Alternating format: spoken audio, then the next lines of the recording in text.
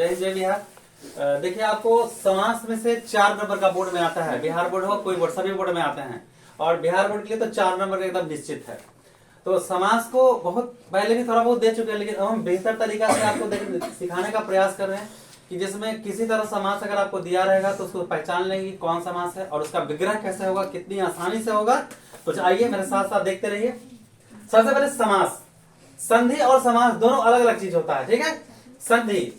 संधि में तो बोलता है कि दो वर्णों के मेल से उत्पन्न विकार को संधि कहते हैं, पर हमें समास पढ़ना है। समास में होता है जब दो या दो से, जरा ध्यान से देखिए, जब दो या दो से अधिक पद अपने बीच की विभक्ति चिन्हों को छोड़कर जब एक हो जाते हैं उसे समास कहते हैं। जब दो या दो से अधिक पद, जब दो या दो से अधिक पद अपने बीच की विभक्ति चिन्हों को छोड़कर जब एक हो जाते हैं तो उसे समास कहते हैं।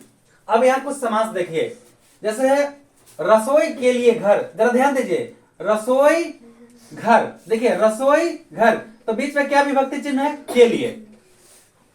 ये कारक का चिन्ह है, कर्ता ने कर्म को कर्म से संप्रदान किया, पदान से संबंध का के अधिकार में पर तो संबोधन है और ये तो क्या, कर्ता ने कर्म को कर्म से संप्रदान के लिए, देखिए यहां सीधे संप्रदान है, ये तत्पुरुष संप्रदान है, ये तत्पुरुष, ध्यान रखिएगा। तो यहां इसमें एक यहां होता है रसोई के लिए घर, तो यहां के लिए को हटा देंगे, के लिए को हटा देंगे, ये रसोई घर हो जाएगा। तो रसोई घर के अगर पूछा जाएगा विग्रह तो रसोई के लिए घर, रसोई का घर अच्छा नहीं लगता, रसोई के लिए घर, केवल रसोई के लिए ही घर है, तो रसोई घर, रसोई के लिए घर। तो तत्पुरुष समास में एक और राजा का पुत्र, राजपुत्र, राजा का पुत्र, तो यहां से का को हटा देंगे, का को हटा देंगे तो राजा पुत्र हो जाएगा। तो यहाँ राजपुत्र, ज पर पे अ और अ मिलके आ, इस तरह से यहाँ का हट जाएगा। तो मुख्य रूप से तत्पुरुष के बारे में जानेंगे कि जिस समास में अंतिम पद, सबसे पहले देखिए समास 7 होते हैं मुख्य रूप से, हर एक समास को पहचानने का तरीका क्लियर करेंगे। जिस पहले तो ये परिभाषा है तो परिभाषा लिख के इसको लिख देना, राजा का पुत्र, राजपुत्र, राजा का पुत्र, वगैरह करके दिखा देना। इसके बाद समास के प्रकार में नंबर 1 तत्पुरुष समास लिए हैं। जिस समास में अंतिम पद की प्रधानता होती है, जिस समास में अंतिम पद की प्रधानता होती है उसे तत्पुरुष समास कहते हैं।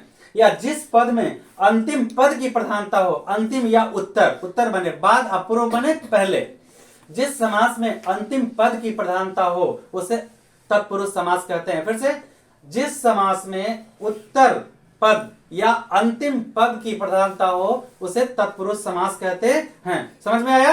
अब यहां पर देखिए घर, देखिए ये दोनों ज्वाइंट है, रसोई घर, तो यहां क्या प्रधान, क्या है घर, प्रधान क्या है मार, प्रधान क्या है दान, प्रधान क्या है पीड़ित, प्रधान क्या है चोट, ठीक है।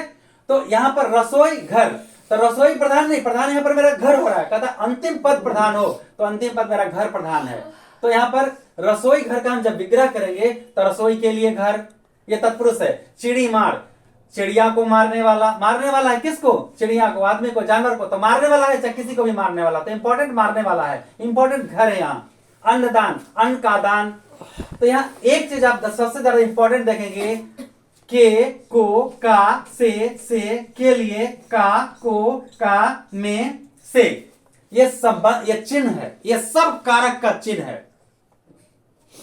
तो तत्पुरुष को पकड़ने का सबसे बेहतर तरीका है कि इसमें कारक का चिन्ह अवश्य रहेगा।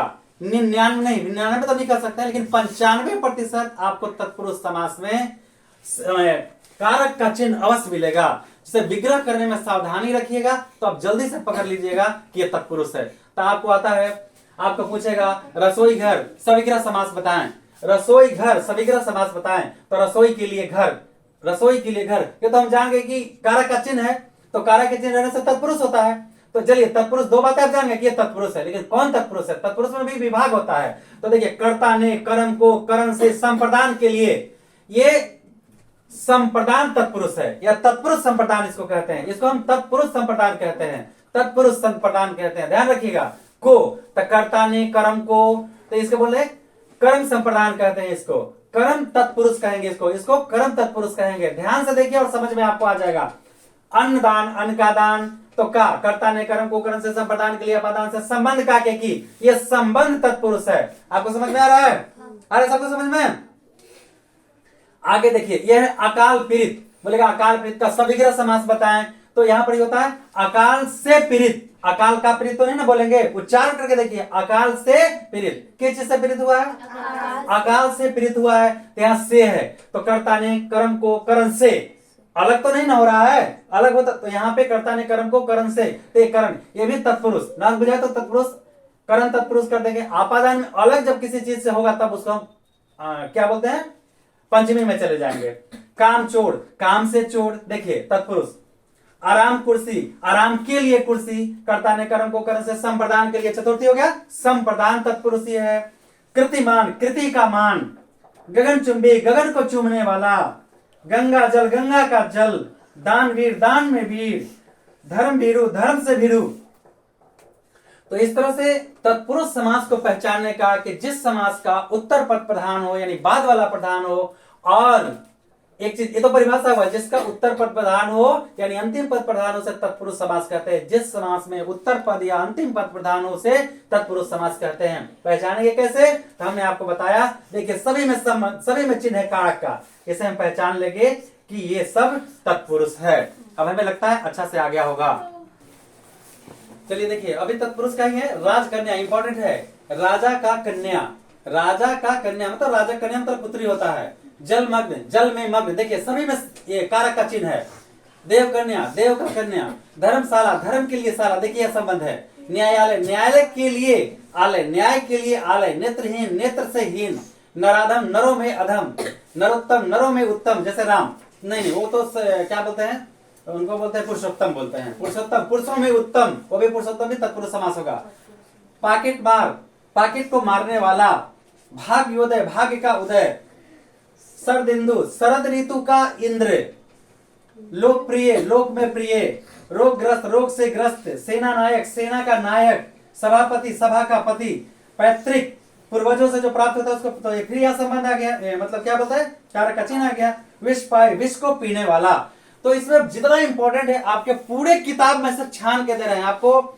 10th क्लास का जितने भी किताब में, वो भी हम एक एक छान करके आपको दे रहे हैं। एकदम आराम से इसे पढ़ जाइए और इतना कंपटीशन तक के लिए आपको काफी हो जाएगा। देखिए यूनानी, यूनान का रहने वाला। देखिए संबंध को देखिए, कहा यूनानी मतलब यूनान का रहने वाला। भारतीय मतलब भारत का रहने वाला। चीनी मतलब चीन का रहने वाला। तो ये सब तत्पुरुष समास होता है। विज्ञापन, जरा ध्यान से समझिए इसको। विज्ञापन हमेशा सुनते हो, लेकिन उसका मतलब क्या होता है? प्रचार के लिए दिया गया ज्ञापन। प्रचार के लिए दिया गया ज्ञापन मतलब विज्ञापन के लिए आ गया। आवश्यकता अनुसार, आवश्यकता के अनुसार। फिर यहाँ पर देखिए वातावरण, वाता से बना हुआ वरण, यहाँ फिर से आ गया। शहीद, जो देश के लिए मरा हो उसे शहीद कहते हैं। रेतीला, रेत से भरा हुआ। स्वेच्छा सेवक, स्वेच्छा से सेवा करने वाला। फिर यहाँ से आ गया ऋण। देखिए भाई ऋण जरा ध्यान से कैसे लिखते हैं, यहां से ऐसे लाके ऐसे होता है ये ऋण। ऋण मुक्त, ऋण से मुक्त। फिर से आ गया मनो, नामो निशान, नहीं कहता है नामो निशान मिटा देंगे, मतलब चिन्ह ही खत्म कर देंगे। तो नामो निशान, नाम का भी जो निशान रहता है, नाम का निशान, नामो निशान मतलब नाम का निशान। आर्तनाद मतलब अंतर से निकली हुई करुण पुकार। करुण मतलब अंदर दिल से निकला हुआ करुणा की पुकार। अंतर से निकली हुई करुण पुकार, अंतर्नाद। ये सब आपके किताब का एकदम इंपॉर्टेंट है। इसमें कई सारे चीज क्वेश्चन आ सकते हैं। अब देखिए कर्णधार है, ज्यादा मत समझिए कि बहुत ज्यादा है, क्योंकि अगर आ जाएगा छूट जाएगा तो दिक्कत होगा। थोड़ा सा पढ़ लेने में कोई हर्ज नहीं है आपको। कर्णधार है, एक तो आप समझ गए कि जिसमें कारक का चिन्ह हो वो तत्पुरुष हो गया। क्लियर? मतलब दूसरा पद प्रधान हो जाता है इसका, और उत्तर पद यानी बाद वाला पद प्रधान होता है, और इसमें एक चीज और क्या रहता है, कारक का चिन्ह रहता है। अब कर्मधारय के भी ऐसा ही कुछ विशेषता है। जिस समास में पूर्व और उत्तर पद में विशेष और विशेषण हो, देखिए जिस समास में पूर्व और उत्तर पद मतलब पहला और बाद वाला, पूर्व और उत्तर पद, जैसे हम यहाँ अंतर्नाद दिए तो अंतर और नाद दो हो गया। उसी तरह यहाँ देखिए पीतांबर है, तब पीत और अंबर दो शब्द हुआ। तो यहाँ पे कहता है जिस समास में पूर्व और उत्तर में, तब पूर्व हुआ पीत और बाद में हुआ अंबर। आ रहा समझ में? और समझ में आ रहा है सबको? जिस समास में पूर्व और उत्तर पद, तब पूर्व मैंने पहले, तब पूर्व पद होता है पीत और बाद में हो गया अंबर। तो कहता है विशेष विशेषण हो, एक विशेषता बताता हो, एगो विशेष हो एगो विशेषण हो। या उपमा उपमेय हो, उपमा समझते हैं जैसे चांद जैसा, बहु कैसे आनी चाहिए चांद जैसा। अब बेटा सूरज जैसा चलने वाला, खैर छोड़िए। तो जिस समास में पूर्व और उत्तर पद में विशेष विशेषण या उपमा उपमेय हो उसे हम कर्मधारय कहते हैं। ठीक है, जैसे पीतांबर, पीला है अब जिसका अंबर। ठीक है, तो पीतांबर, पीत जोड़ अंबर, अंबर में क्या होता है देखिए यहाँ पर, इसको समझिए। पीत माने होता है पीला, पीत माने पीला, और ये विशेषण हो गया। कलर जो हो गया क्या हो गया विशेषण, रंग वर्ग क्या हो गया विशेषण, ये विशेषण, और अंबर हो गया आपका विशेष्य। तो जिसमें कलर वगैरह बताया जाए, ऐसा कुछ विशेष विशेषता बता दे तो क्या कहते हैं उसे कर्मधारय कहते हैं। या उपमा उपमेय दे दे, कोई चीज के बारे में उपमा नहीं देता है कि चांद जैसी बहू, है ना, तो ये उपमा उपमेय हो गया। विद्या धन, तो विद्या रूपी धन, धन कैसा होना चाहिए सोना चांदी नहीं, विद्या रूपी धन। विद्या ददाति विनयम विनयाति याति पात्रताम पात्रतम धनम आपनोति धनाधर्म तथा सुखम। तो धन तो चाहिए लेकिन कैसा, विद्या के रूप में धन चाहिए। तो देखिए विशेषता बता रहा है ना, विशेष विशेषण हो रहा है ना। घन श्याम, घन के समान श्याम, श्याम कैसे थे घन के समान, बादल के समान। श्याम वर्ण सबसे सुंदर होता है, इसलिए भारतीय बहुत सुंदर होते हैं। घन के समान, अब देखिए यहाँ उपमा उपमेय दिया जा रहा है, कैसा होना चाहिए, तो घन के समान, घन श्याम के समान होना चाहिए, घन के श्याम, तो ये कर्मधारय। नीलांबर, नीला है अंबर, अंबर कैसा होता है अंबर, नीलांबर, तो नीला है कौन अंबर, तो यहाँ विशेषता बता रहा है। परमेश्वर, परम ईश्वर, देखिए यहाँ पर भी ये तो इस तरह से ये कर्मधारय समास को कैसे पहचानेंगे, उसमें विशेष विशेषण जैसे कलर भी हो या चांद जैसा हो, ऐसा कुछ उदाहरण उपमा दिया जाता है सभी को। ठीक है, तो जिस समास में पूर्व और उत्तर पद में विशेष विशेषण हो या उपमा उपमेय हो हम उसे कर्मधारय कहते हैं। ठीक है, देखिए महात्मा, यहाँ पर विशेष विशेषण या उपमा उपमेय होना चाहिए। तो आत्मा, आत्मा कैसा है महान है कर्मधारय। विशाल काय, काय मतलब शरीर, शरीर है कैसा है विशाल है, विशाल काय हाथी, ये कर्मधारय।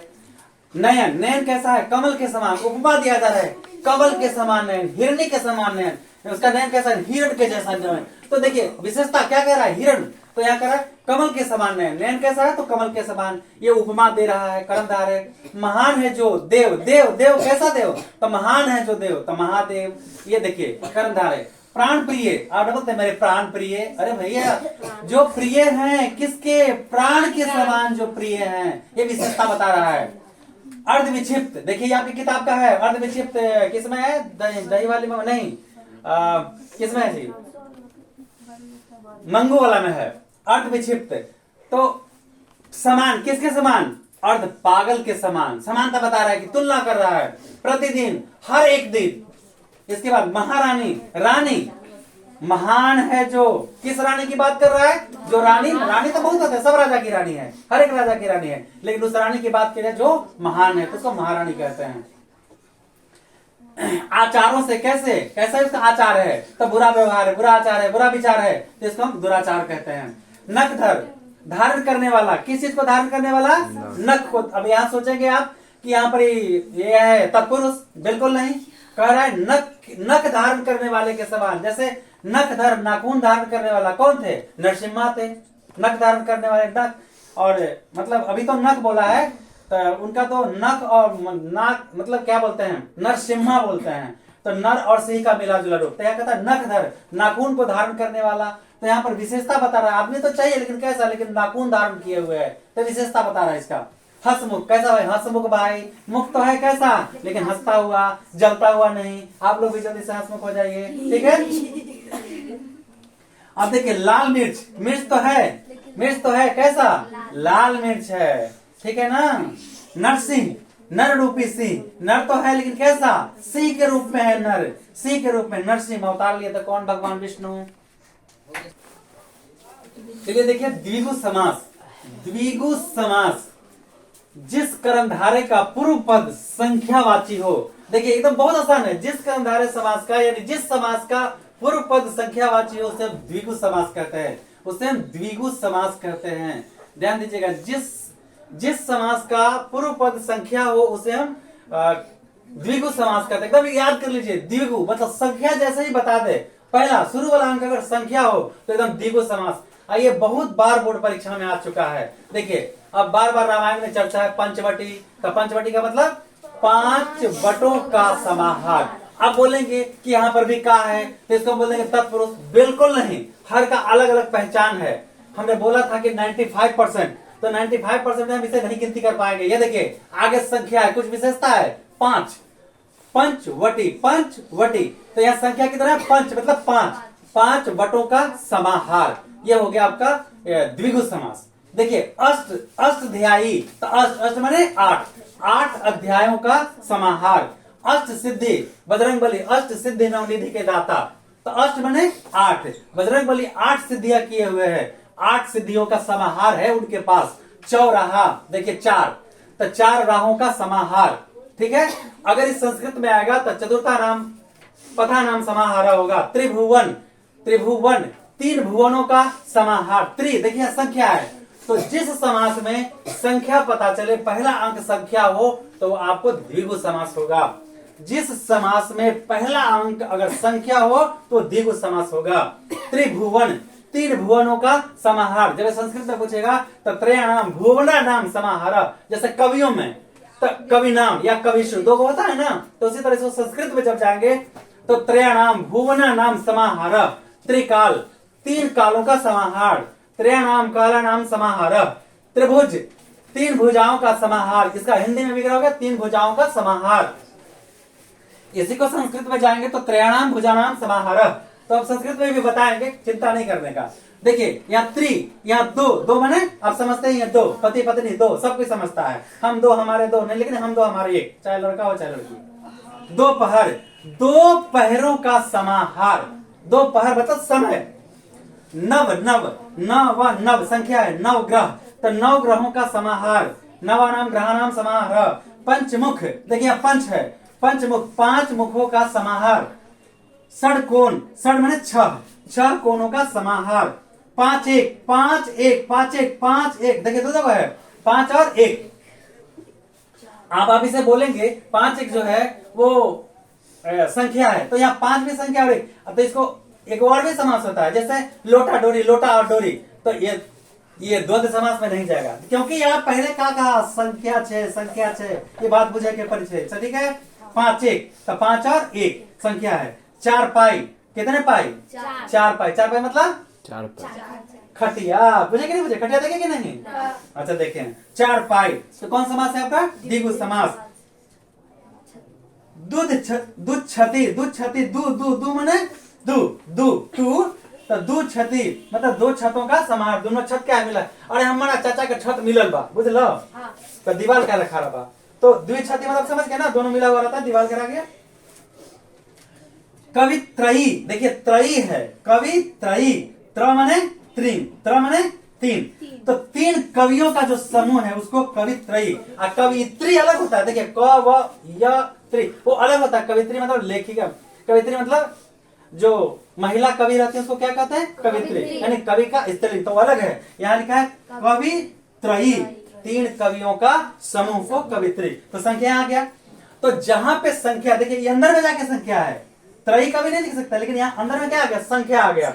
तो कुछ कभी कभी अपवाद होता है, जैसे साइंस में कैसे अपवाद होता है, ग्रेफाइट धातु होते हुए विद्युत का सुचालक है, पेंसिल लगा देंगे बोर्ड में तो मारेगा टक से, वो सारा केस खड़ा हो जाएगा। ठीक है, तो कुछ अपवाद हैं। तो जिस समास में पूर्व पद संख्या हो, जिस समास में पूर्व पद संख्या हो, उसे द्विगु कहते हैं। तो फटाफट एकदम आगे देख लेंगे, और आगे वाला तो कभी कभी आपको अपवाद भी है, तो हमें लगता है शायद आपको सबको आया समझ में। चलिए बहुत, देखिए द्वंद्व समास, द्वंद्व आप ऐसे भी लिख सकते हैं, द व ऊपर बिंदु और द, द्वंद्व ऐसे भी होता है, ऐसे भी होता है, ये दोनों सही है, यही डाल लीजिए, कोई दिक्कत नहीं है। द्वंद्व समास, तो देखिए सबसे आसान यही समास है, आसान तो सब है पर सबसे आसान। जिस समास में दोनों पद, जिस समास में दोनों पद, तो कौन कौन, पूर्व पद और उत्तर पद, पूर्व पद और अंतिम पद यानी उत्तर पद, तो जिस समास में दोनों पद समान होते हैं वो द्वंद्व समास कहलाते हैं। यानी जिस समास में दोनों पद की प्रधानता हो, ध्यान रखिए, जिस समास में दोनों पद की प्रधानता हो उसे द्वंद्व समास कहते हैं। देखिए जिस समास में दोनों पद, पूर्व पद और अंतिम पद समान हो उसे हम द्वंद्व समास कहते हैं। या जिस समास में दोनों पद की प्रधानता हो उसे हम क्या कहते हैं? द्वंद्व समास कहते हैं। जैसे भाई बहन, तो भाई भी प्रधान है और बहन भी प्रधान है, तो भाई बहन, भाई और बहन, इसका विग्रह हो गया। राम कृष्ण, राम और कृष्ण। ऋषि मुनि, ऋषि और मुनि। दाल रोटी, दाल और रोटी। माता पिता, माता और पिता। शिव पार्वती, शिव और पार्वती। राग द्वेष, राग और द्वेष। भाव भंगिमा, भाव और भंगिमा। बर्तन भांडे, बर्तन और भांडे। सुख चैन, सुख और चैन। सुख दुख, सुख और दुख। तमिल मलयालम, तमिल और मलयालम, इसमें और आ जाता है। गुर्जर प्रतिहार, गुर्जर और प्रतिहार। लोटा डोरी, लोटा और डोरी। अन्न जल, अन्न और जल। तो जहां दोनों पद की प्रधानता हो वो द्वंद्व समास है। बहुत आसान है। चलिए अगला है बहुव्रीहि समास। बहुव्रीहि समास, जिस समास में समागत, जिस समास में समासगत पदों की प्रधानता नहीं हो। देखिए ये बहुत इंपॉर्टेंट भी है। जिस समास में समासगत मतलब समास के अंदर पदों की प्रधानता नहीं होती है, अपितु बाहर से आकर अर्थ में, परंतु बाहर से आकर अन्य पद की प्रधानता हो जाता है, उसे बहुव्रीहि समास कहते हैं। देखिए एक ऐसा समास जिसमें उसका अर्थ हट के विशेष नाम दे दे, एक ऐसा समास जो समास दिया हुआ उसके अर्थ से हट करके कुछ बता दे, उसे हम बहुव्रीहि समास कहते हैं। जिस समास में समागत पदों की प्रधानता नहीं होती है, जो पद है उसकी प्रधानता नहीं होती है, अपितु बाहर से आकर अन्य पद की प्रधानता हो जाती है, उसे बहुव्रीहि समास कहते हैं। बहुत ध्यान से देखिए, जैसे नीलकंठ, नीला हो जिसके कंठ, नीलकंठ, नीला हो जिसके कंठ। तो नीलकंठ केवल एक गो है, कौन? ओम नमः शिवाय। समझ में आया? नीला हो जिसके कंठ, क्योंकि जहर जिसने पिया था तो जहर पीने से यहाँ पे कंठ उनका नीला हो गया था, बाकी कोनो के नीला नहीं हुआ था। तो नीलकंठ, नीला हो जिसके कंठ शिव। फिर से देखते हैं, जिस समास में समासगत पदों की प्रधानता नहीं होती है, मतलब जैसे दिया है, यहाँ पे दिया है नीलकंठ, इसकी प्रधानता नहीं है, अपितु बाहर से आकर अन्य पद की प्रधानता हो जाती है, उसे समास कहते हैं। नीलकंठ, नीला हो जिसके कंठ, इसकी कोई प्रधानता नहीं है। तो नीला जैसे कंठ है कौन भाई दुनिया में, विश्व में? तो नीलकंठ पूरे एक ही को है, वो है शिव। तो विशेष अर्थ रख दिया, विशेष चीज आके जुड़ गया इसमें, इसकी प्रधानता हो गई। तो ये आपका बहुव्रीहि समास हुआ। चक्र पानी, चक्र है, पानी माने हाथ, पानी माने हाथ। चक्र है जिसके हाथ में, चक्र है जिसके पानी में, चक्र है जिसके पानी में, कौन? हाँ, फट से मुड़िया काट दिए थे। चक्र पानी, चक्र है जिसके पानी में मतलब विष्णु। नीरज, नीर से उत्पन्न होने वाला कौन है? कमल। नीर माने पानी, नीर माने पानी। तो पानी से उत्पन्न होने वाला, जल से उत्पन्न होने वाला जलज कमल। तो नीरज, नीर से उत्पन्न होने वाला कौन है? पानी में कौन उत्पन्न होता है? अब सिंघारो होता है तो सिंघारो मत कर दीजिएगा, विशेष अर्थ में नहीं है, ठीक है? खाने वाला सिंघारा होता है। गजानन, गज के समान आनंद, जिसका गज के समान आनंद मतलब मुख होता है। आनंद मतलब क्या होता है? मुख। गज के समान आनंद मतलब जिसका मुख गज के समान हो। किसका मुख है गज के समान? केवल और केवल एक ही है, गणेश का। गणेश नहीं कहते हैं, गणेश नहीं कहते, गणेश कहते हैं। क्या बोलते हैं? हाँ, गणेश। गज के समान आनंद है जिसके, वो कौन? गणेश। पुरुषोत्तम, पुरुषों में उत्तम, कौन है पुरुषों में उत्तम? एक ही है, राम। इसलिए मैंने एक दिन कहा था कि भगवान राम नहीं है, वो मर्यादा पुरुषोत्तम है। क्योंकि कोई भी मर्यादा पुरुषोत्तम हो सकता है, क्योंकि वो एक अच्छे पिता हैं, अच्छे पुत्र हैं, अच्छे भाई हैं, अच्छे मित्र हैं, अच्छे राजा हैं, तमाम गुण उनमें था, इसलिए वो क्या है? पुरुषोत्तम है, मर्यादा पुरुषोत्तम है। और ऐसे लोगों की छवि जो बन जाती है, उनके नाम मात्र से मोक्ष मिल जाता है, क्योंकि वो हमारे प्रेरणा के स्रोत हैं, ऊर्जा के स्रोत हैं। राम क्या है? ऊर्जा के स्रोत हैं। मेरे अंतरात्मा में राम की छवि है और वो हमें पवित्र बनाते हैं। कृष्ण क्या है? कृष्ण की छवि हमारे मन के अंदर है, जो कृष्ण ने की लीला किया है, उससे ऊर्जा मिलता है। जैसे खाते हैं तो ऊर्जा मिलता है, तो उसी तरह से उनका स्रोत हमको ऊर्जा देता है और हम परमात्मा उन्हें समझते हैं और परमात्मा हो जाते हैं। जैसे अल्लाह है, अल्लाह पैगंबर है, क्या है? वो ऊर्जा के स्रोत हैं। गुरु गोविंद सिंह क्या है? माँ बाप ने उन्हें जन्म दिया, तो गुरु के अवतार हैं, वो ईश्वर के समान है। समझ में आया? तो इस तरह से हम लोगों को धर्म के लिए कभी लड़ना नहीं चाहिए, मूर्खाधिपति नहीं बनना चाहिए कि अल्लाह मेरे हैं, राम मेरे हैं, ईसा मेरे हैं। अरे वो सब मेरे हैं, जो मेरे मन के अंदर है वो मेरे हैं, जो मेरे मन के अंदर नहीं है वो मेरे नहीं है। तो लंबोदर लंबा हो उधर जिसका, जिसका लंबा उधर किसका है, गणेश जी का पूरा लड्डू खा जाते हैं। हिमालय, हिम का आलय, हिम का आलय, तो उसका हिमालय कौन है, हिमालय 4 गो है, हिमालय क्या गो है, एक ही गो हिमालय पर्वत ना। तो हिम का घर अर्थात पर्वत जिसकी चोटी पर बर्फ रहती है, तो हिमालय की चोटी पर बर्फ रहता है हिमालय। तो अब समझ गए कि क्या इसका कहता है कि अलग से अर्थ लगा दे। तो जैसे हिम का घर एक ही है, वो है हिमालय। इसके बाद दवा खाना, जहाँ दवा मिलता है, तो दवा खाना में दवा मिलता है, विशेष अर्थ रखता है ना कि दवाई हर जगह मिलता है, बाथरूम वगैरह में तो नहीं मिलता है। हाँ, दवा खाना में दवा मिलता है, ठीक है। परिचारिका, जो रोगी का देखभाल करती है उसको क्या कहते हैं, परिचारिका। ये विशेष काम है, केवल परिचारिका का काम है देख रेख करना, ये विशेष अर्थ में है, जो रोगियों की देखभाल करती है। देखिए इसमें सस्पेंस नहीं होना चाहिए। गृह प्रवेश, नए घर में प्रवेश करने को गृह प्रवेश कहते हैं, नए घर में प्रवेश करने को गृह प्रवेश करते हैं। विशेष अर्थ रख रहा है ना, गृह प्रवेश। पर घर में तो रोज हम प्रवेश करते हैं, घर में तो रोज प्रवेश करते हैं ना, घर बनता है तो प्रवेश करते हैं, खाते हैं, जाते हैं। लेकिन नया घर जब बनता है और पहली बार हम पूजा पाठ उत्तम संस्कार के साथ जब घर में जाते हैं तो विशेष चीज का प्रयोजन होता है ना, तो इसको हम कहते हैं विशेष प्रयोजन पर है। 10 आनन, आनन मने मुख, आनन मने मुख। 10 आनन, 10 आनन है जिसके किसके हैं 10 आनन, रावण। तो रावण का रियली में 10 को सिर नहीं था, वो रामलीला में दिखाया जाता है। 10 सिर की ताकत उसमें एक बार आता था। 10 सिर जितना तेजी में सूंघ सकता है, इसलिए रावण बहुत जल्दी कोई काम कर लेता था। तो 10 सिर का पावर उसके सिर के अंदर था। हम अब 10 को मिलकर सोचिएगा ना, वो अकेले सोच लेता था।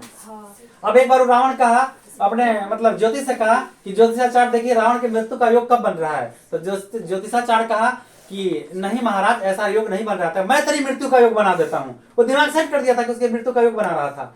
तो कहा कि महाराज गलती हो गया हमसे, तो राम की मृत्यु का योग बनाने लगा। इतना जल्दी दिमाग को सेट कर लिया। वो महान विद्वान था। रावण अपने कर्मों से दुष्ट हुआ, लेकिन एक विद्वान ब्राह्मण का विद्वान पुत्र था, उसको वेद पुराण तमाम चीजों की जानकारी था, वो महान था। रावण खुद राम के यज्ञ में पूजा कराने आया था, इतने महान थे। लेकिन लोग कर्म से दुष्ट होते हैं। उसका सिंह नहीं था रावण का सिंह नहीं था राक्षस। प्रवृत्ति से लोग राक्षस होते हैं, कर्म से राक्षस होते हैं। राक्षस हमारे यहाँ पर आपके बीच में घूम रहे हैं, हम में से कोई हो सकता है, हम भी हो सकते हैं आप, लेकिन इस दुराचारी आत्मा को मारना है और राम से फ्रेंडशिप करना है। Lord Rama, lord Krishna, lord Allah पैगंबर, लॉर्ड गुरु गोविंद सिंह, तो उनका फ्रेंड बनना है ना कि रावण के फ्रेंड बनना है। रावण के फ्रेंड बनेंगे तो लात मारे फेंक देगा, है ना। चलिए 10 आनन, 10 आनन है जिसके अर्थात रावण। चंद्रशेखर, जिसके सिर पे चंद्रमा हो, कौन है, शिव। एक ही है, शिव। चंद्रशेखर, जिसके सिर पर कौन हो, चंद्रमा हो, तो विशेष अर्थ लेके आए ना, कौन, शिव। शिव को बहुत याद रखिए तुम लोग। बिना पानी, बिना पानी, क्या लिखिए, बिना पानी, वीणा पानी। वीणा हो जिसके हाथ में, किनके हाथ में वीणा है, सरस्वती पूजा करती है ना। त्रिनेत्र, देखिए सस्पेंस हुआ त्रिनेत्र में, तब बोलेंगे कि संख्यावाची है, गड़बड़ हो रहा है, पर अलग। त्रिनेत्र त्रिलोक में केवल एक ही है, और कौन है, शिव। शिव, शिव बोलो, शिव। त्रिनेत्र, 3 नेत्रों वाला जिसके हैं, कौन, शंकर। आज जब क्रोधित होता है ना तब खुलता है और भस्मासुर को भस्म कर देता है, ठीक है। नीलकंठ, नीला हो जिसके कंठ अर्थात शिव। तो जिसमें समाज के अंतर्गत लेकर के नहीं बल्कि विशेष अर्थ में आ जाए उसको क्या कहते हैं, बहुव्रीहि। समझ में आ गया सबको। जल्दी चलिए अगला है आपका नए समास। नए समास, न य नहीं है, न और इय। देखिए ध्यान रखिएगा, न और इय में हलंत होता है। नया समास, न य समास कहेंगे इसको। जिस तत्पुरुष समास का, इसमें तत्पुरुष का संबंध होता है, जिस तत्पुरुष समास का पहला पद निषेध हो, पहला पद निषेध हो, उसे नए समास कहते हैं। जैसे धूम्रपान निषेध, निषेध माने रुकावट। जिस तत्पुरुष समास का पहला शब्द निषेध हो उसे नए समास कहते हैं। जैसे जहां न आ जाए, सीधे सीधे हम अटैक करते हैं कि जहां नहीं शब्द आ जाए, न शब्द आ जाए, वो आपका नए समास हो जाएगा, ठीक है। असंगत मतलब न संगत। अज्ञान, ज्ञान नहीं है, ज्ञान नहीं है तो अज्ञान कहते, सीधे बोलेंगे कि न ज्ञान है। अयोग्य मतलब योग नहीं है। अनादर मतलब आदर नहीं हुआ। अलौकिक मतलब लौकिक नहीं है। कैसे, तो अलौकिक शक्ति है मतलब परमात्मा का, तो अलौकिक है मतलब लौकिक नहीं है, लोक में नहीं पाया जाता है। अलौकिक कौन है? परमात्मा है अलौकिक।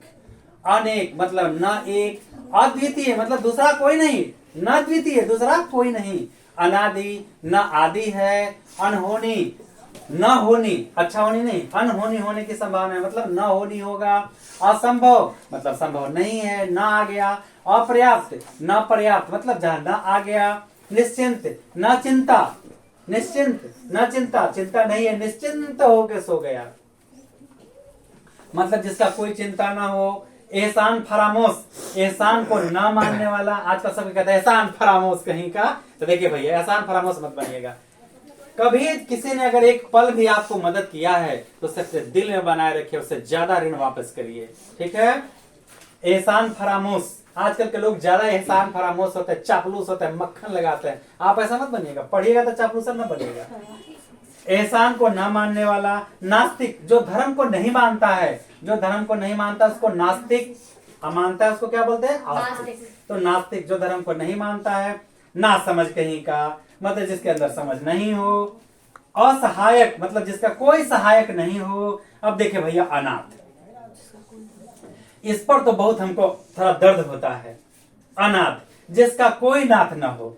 देखिए अनाथ जिसका कोई नाथ ना हो। आप ही बताइए, जेकर नाथ दीना नाथ हो, अनाथ कैसे होई? तो दुनिया में सबका नाथ है, लेकिन समाज में आ गया तो हम क्या करें? अनाथ का मतलब जिसका कोई नाथ नहीं हो। अमृत, अमृत न मृत, अमृत को पीने वाला मरता नहीं है। अमृत मतलब जिसका मृत नहीं हो, न मृत। तो जहां न शब्द आ जाए, नहीं आ जाए, वो नया समास हो जाता है। चलिए अब अंतिम है अव्ययी भाव समास। अव्ययी पहले ही साफ क्लियर करना है, अव्ययी